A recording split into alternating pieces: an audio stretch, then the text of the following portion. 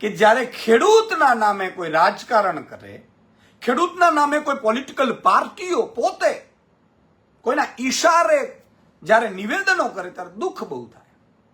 અને એટલા માટે હાથ જોડીને હું પેલા ખેડૂતોની માફી માંગુ છું. આજે હું પણ રેલીમાં જોડાવાનો હતો. ખેડૂતનો જ્યાં જ્યાં મુદ્દો હોય ત્યાં આપણે કોશિશ થતી હોય કે જ્યાં બની શકે ત્યાં પહોંચીએ, મુદ્દો ઉઠાવીએ. ક્યારેક પહોંચી શકીએ, ક્યારેક કોઈ બહાર હોવાના કારણે, કામ હોવાના કારણે કે કોઈ અન્ય કારણોસર ન પણ પહોંચી શકતા હોઈએ.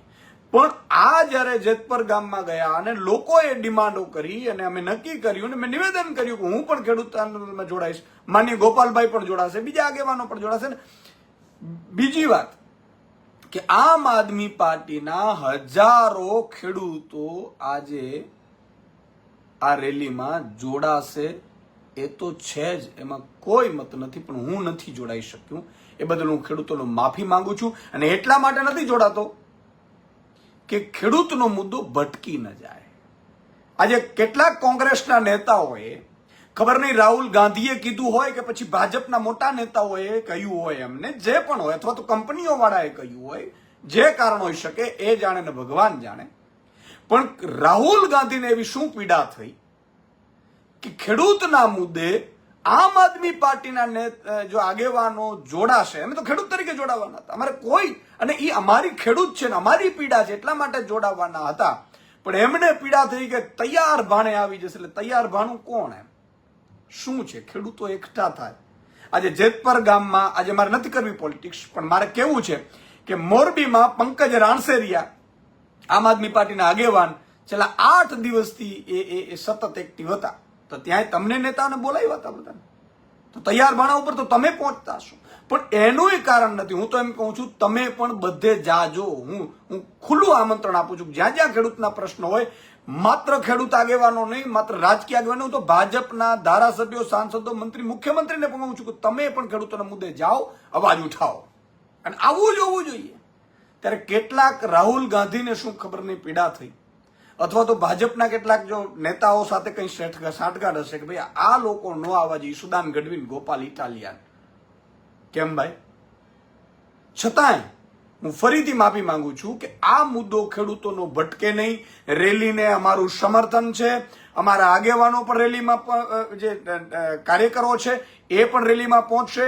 ટ્રેક્ટરોને પહોંચ્યા છે. ગત રાતથી અમને ફોન આવ્યા કે સાહેબ અમારે શું કરવું? તમારે જવાનું જ છે ભાઈ, આ ખેડૂતોની રેલી છે, કોઈની નથી. પણ ખેડૂતોનો મુદ્દો ભટકે નહીં અને કોઈને બહાનું ન મળી જાય. એટલે હું ઈશુદાન ગઢવી આજે રેલીમાં નથી જોડાતો. એ બદલ હું ખેડૂતોની, 54 લાખ ખેડૂતોને, એમના પરિવારની માફી માંગુ છું.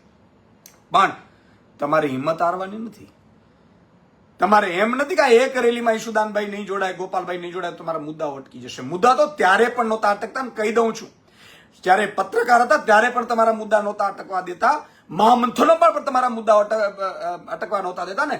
મહામંથન ગ્રાઉન્ડ ઉપર કરનાર હિન્દુસ્તાનના પહેલા પત્રકાર તરીકે પણ તમને મને જોઈન્ટ કરી અને ખેડૂતોના મુદ્દા ઉઠાવ્યા હતા. એટલે આપણે કઈ એને બેસી નથી જવાના. તમારા મુદ્દા આવતીકાલથી મજબૂતાઈથી ઉપાડવાની જવાબદારી અમારી રહેશે અને ઉપાડ્યા પણ છે. વિધાનસભામાં ગોપાલ ઇટાલિયાએ મુદ્દો ઉઠાવ્યો હતો પ્રાઇવેટ બિલ લાવીને કે ભાઈ આ વળતર છે ને, એ વળતર તો નોટિફિકેશન આધારે છે, જાહેરનામાના આધારે.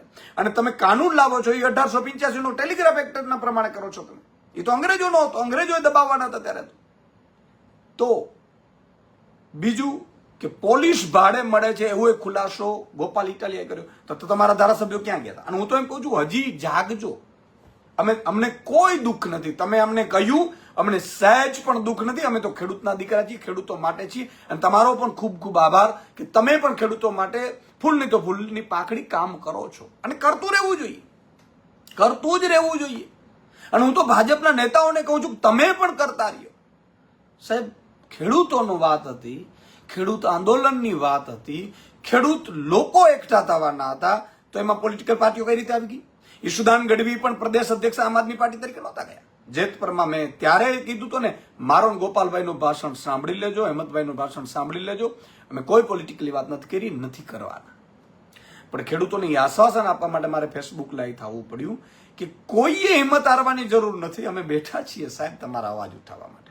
આ લોકો કદાચ શું કરશે ખબર નહીં, પણ અમે ક્યારેય જિંદગીમાં સેટિંગમાં પણ અમે નહીં પડીએ. અમારા ખોડિયામાં પ્રાણ છે અને રાજનીતિ કંઈ એટલા માટે નથી કરવા આવ્યા. ઈશ્વરે ખૂબ મોટી તક આપી હતી, છોડીને રાજનીતિમાં આવ્યા છે.